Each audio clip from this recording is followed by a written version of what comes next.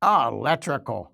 Now, electrical is not, it's kind of a combination. Yeah, they're kind of goofy, kind of funny, but kind of serious, kind of dangerous. So kind of like both here. But look here. This was on this is on a building, a commercial building, a big warehouse. And actually this is a well, a submersible well, meaning the pump is running down into the ground here. And that is the connection. Now, they did a great job. They got the hose clamp here, they got the wire, they got the conduit. But for heaven's sakes, let's not actually put it together. Really? Really?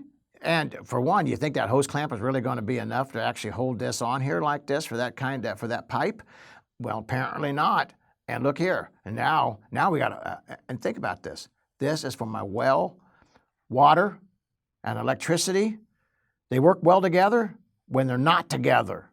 And this is nothing but a big, huge problem getting ready to happen.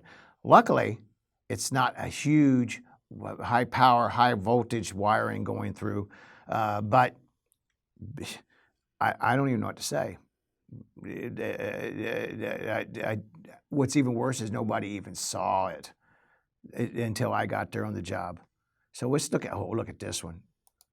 This was on a crawl space, and he wants to run a wire to a shed.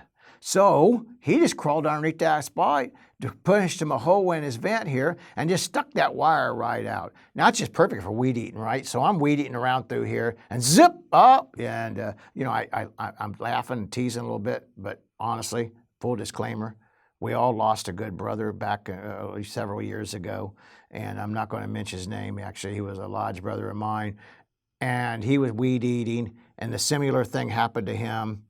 He hit it.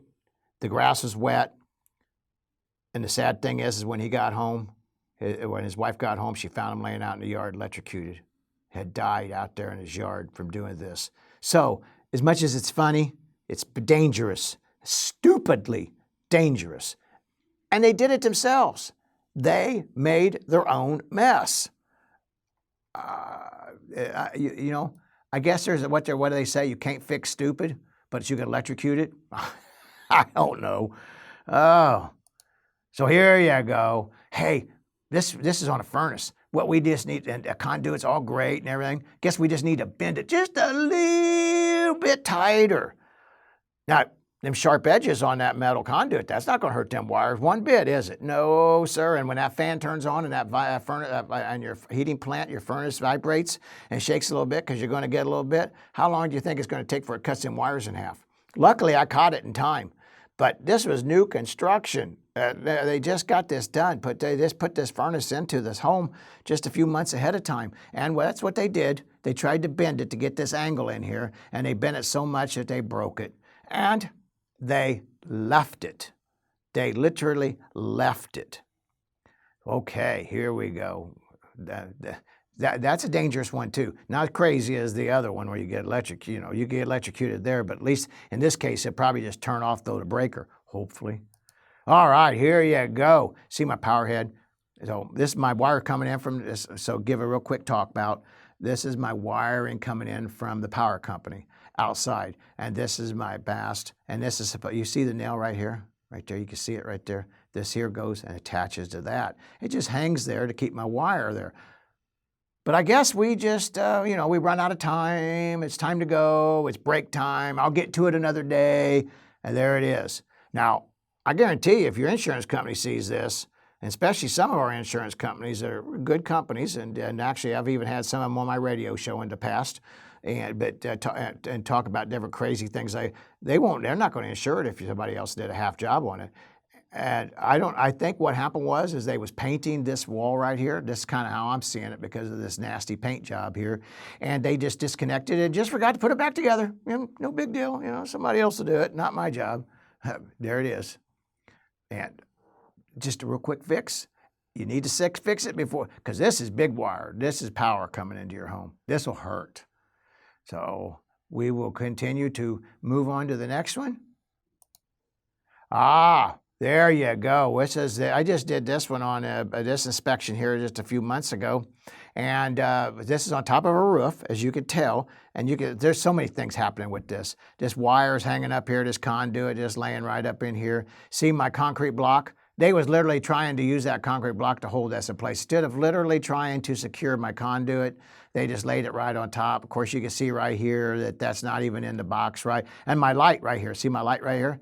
I guess that's going to show up this corner really, really good here.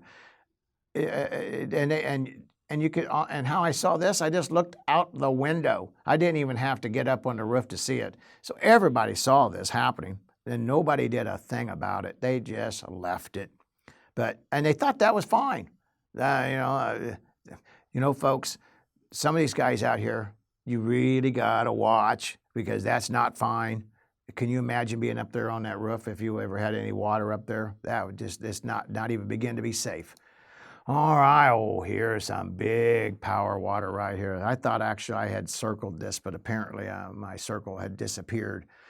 So anyway, so what you got right here is this underground power. For one, it's not deep enough to go underneath the ground, and now it's exposed and water running down into it. They got animals literally crawling down inside of here. Them animals don't know any better, and of course they gnaw at the wiring. Their babies chew at it, and of course after they hit it, they're not going to live very long naturally, but if you're walking across this, and this is actually shorting out and you're on a wet ground, this was actually on a resort that we inspected up on one of our big lakes here in the state. And so it is really a lot of people walking around. Children are walking around. Dogs and cats are walking around. People, and look here, I got a downspout run right here, so I get all the water I can run right down in here, right into here.